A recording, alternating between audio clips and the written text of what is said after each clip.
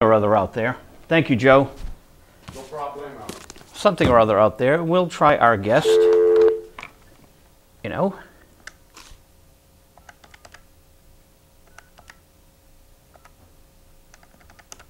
We got plenty to talk about.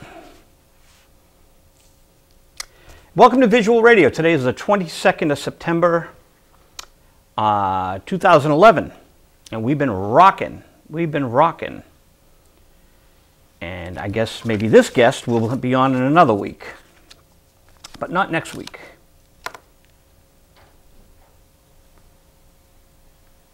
So much for that.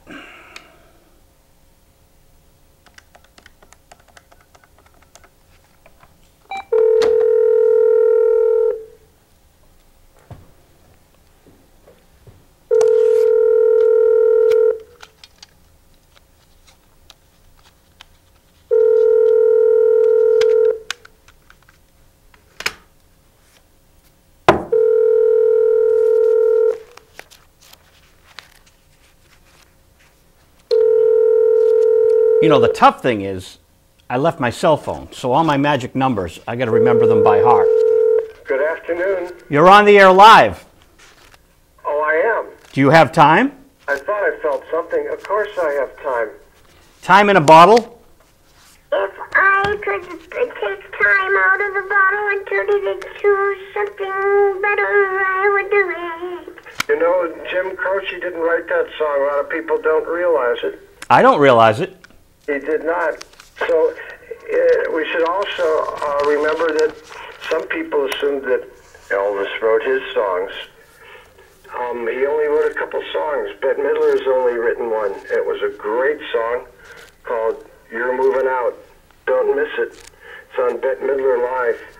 But yes, several of Jim Croce's, bless his tannish hide, what a mensch. Several of his were not written by he. Hoo-ha. Interesting. I did not know that. I thought, you know, I'm not a huge Jim Croce fan. I respect him. Yes, sir. But I didn't go... Things are different nowadays because when we collected 45s, you would read them while you played another one and notice stuff. Yes. You took the words out of my mouth. That's exactly what I was talking to Anthony DeCurtis about yesterday. I didn't realize that one of the names next to Pennyman on all of Little Richard's hits was the name of his manager, who might have never even thought a note in his life. It's one way that people could be sure to be paid is if you got a hit song was to put themselves down as a co-author, and then gee, can you imagine how much money the... Well, you know, why do fools fall in love? If not for Morris Levy, Frankie Lyman wouldn't have a hit, right? Exactly. And, you know, it was funny because Strawberry's Records was owned by Morris... The same thing for Tommy James. Yeah, but I don't think he took credit as a songwriter. He did on some songs, and of course he might have thrown 2-3 words in a session. Yes, Morris Levy is written up on a few very gigantic hits. Oh, really? Okay, well, Why Do Fools Fall in Love? As you know, Morris owned Strawberry... That other, because it's pretty impressive. I mean, some of them are like, you know, big songs. Yes, sir? Well, Why Do Fools Fall in Love? Morris Levy owned this chain called Strawberry's Records. I see. Which got bought out by Trans World, so now it's whatever. It was like Sam Goody's or Tower or something at that time? Right, now they're FYE. FYE is just the parent name of all the stores. Coconuts, Strawberries. But you'd go to Strawberries, and Diana Ross did Why Do Fools Fall in Love? Yeah. And he gave her all the window space, which he was charging for. So I'm thinking, wow, did he charge RCA for the window space to sell the record that he's making a mechanical on? God. What an amazing man, huh? We'd like to know answers. Yeah, you know, that was legit. He owned the stores. He certainly had the right to put his song, which was the title track of Diana's record, in his window, but there it was. And, you know, I'm probably one of 5 people that knew what he was doing. Yeah. And he started in doing that years ago. I wonder who Morris Levy's heroes were. Have you read the Tommy James book? Yes, I have. Absolutely. It doesn't give us much insight into Morris, and no, but it does assure us that Tommy never received even one check his entire career from Roulette Records, and not even one. He just acted like he would just ignore him when he'd ask about it. well, you know, he got some money like advances, but he never got his royalties. Right. Yeah. What did Morris say? If you want royalty, go to England? Well, in the book, he said he was making so much money from personal appearance that, you know, in some ways, the only problem, I mean, he was making plenty of money that way and living well, but it didn't seem right to him that Morris should just take every penny of it. And of course, he was in a dangerous position because Morris had allegedly had people throat slit and broken their elbows and arms of one lawyer's 7-year-old daughter. I mean, it gets really... That bad? That's bad. Yeah. Wow. After they slit Jimmy Rogers, that's pop star Jimmy Rogers, not the singing brakeman from the 30s, slit his throat and threw him in the East River, and somehow he got out of it, and he received a message the next day saying, okay, you lucked out this time, but you can't perform for 30 years.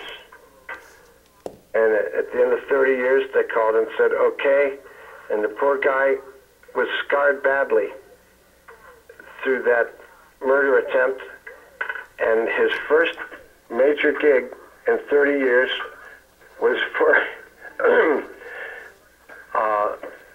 Carpeteria, a California store selling wonderful carpets, and they had to shoot him from 15 feet back so you wouldn't see the dreadful scar.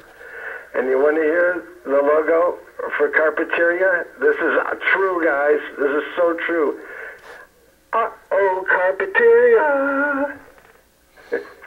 Uh-oh, Carpeteria. That's chilling. It's chilling. It's chilling. I got frozen goose bubbles. It's a nasty business. It's a very nasty business, and I'm actually, this is the time of the week that my reader comes and helps me read, which I do slowly. And I'd like to stay longer, but if I could beg off. Oh yeah. Just remind me ahead of time next time. Oh yeah, I just thought I'd surprise you. She's only here a half hour a week, so. All right. And it's never the same, so. Please call anytime, Joe. All right. Congratulations on the wonderful work you're doing, trying to straighten out cable TV and what they have the powers to do and not do, starting in Massachusetts. Well, thank you so much, Buzzy Linhart. The great Buzzy Linhart. It's 8:09. Thank you, man. You're welcome. Bye. Night now. Good night, everybody. Who's that? Good night. And that's Buzzy Linhart. Hey, Kevin, are you still here? If Kevin's here, he can come on the air. And let's try, who can we get into trouble with tonight? Let's see. Who can we cause trouble with tonight? Where is everyone? Where is everyone? Slash and Burn came in the mail. UPS actually today. Matt and Hilton. Did I interview Matt Hilton? I think I did. Has worked in private security and for the, let's see, what's that word? Cumbria Police Department. He's an expert in Kempo Jiu-Jitsu, holding the rank of, and he has the Joe Hunter series. Okay, so we have not interviewed him before, but I have gotten his books in the mail. And, you know, we could have done Elliot Murphy tonight. But let's have some fun and call this fellow up. Let's have some fun.